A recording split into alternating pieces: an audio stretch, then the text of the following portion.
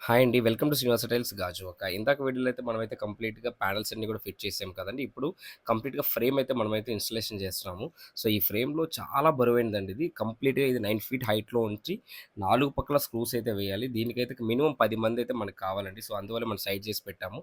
So, వాళ్ళైతే వచ్చి మనమైతే పైనైతే ఫిట్ చేసామండి మార్నింగ్. సో, అది మనం కూడా హెల్ప్ చేయడం వల్ల వీడియో తీయడానికైతే అదైతే అవ్వలేదు. సో, ఫైనల్లీ మనమైతే కంప్లీట్‌గా ఆ ఫ్రేమ్ అంతా రెడీ అయిందండి. సో, ఫ్రేమ్ అంతా రెడీ అయిన తర్వాత సో, మనమైతే డైరెక్ట్‌గా టైల్ డిస్‌ప్లే ప్యానెల్ అయితే మనమైతే బిగిస్తున్నామండి చూడండి. సో, కంప్లీట్‌గా టైల్ ప్యానెల్ అయితే ఇలా అయితే మనం బిగిస్తాము. సో, ఇలా బిగించిన తర్వాత వీటికి మనం టైల్స్ డిస్‌ప్లే అయితే చేయడం జరుగుతదండి.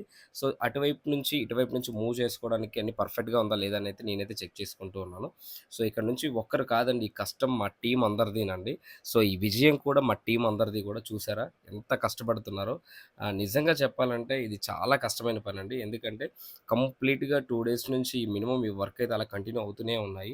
సో, ప్రతిదీ కూడా పాయింట్ టు పాయింట్ అన్నీ బిగించుకుంటూ ఒకరి వల్ల అయితే అసలు అయ్యే పనే కాదేనండి ఇది.